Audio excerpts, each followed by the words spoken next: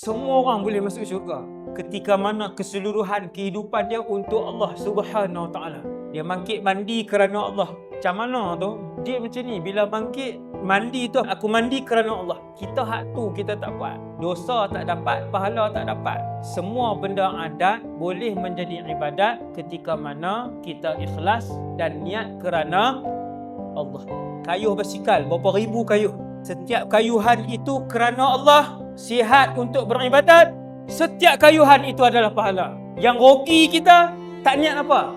Pasal apa? Seronok, hobi. Main bola, hobi. Pergi mengai, hobi. Dah tak boleh apa pula tu. Kayuh basikal, hobi. Dosa tak ada, pahala pun tak ada. Nak jadikan benda adat jadi ibadat kerana Allah. Mandi kerana Allah. Kedua, tuan-tuan lap badan kerana Allah. Pegang baju bismillah. Bismillah kerana Allah. Tutup aurat. Tuan-tuan sikat untuk kemas kerana Allah.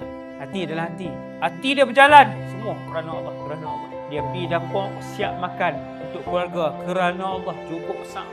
Seorang suami ataupun ayah keluar rumah kerana Allah. Cari nafkah untuk keluarga. Setiap langkah dan nafas dia ditulis pahala oleh malaikat insya-Allah.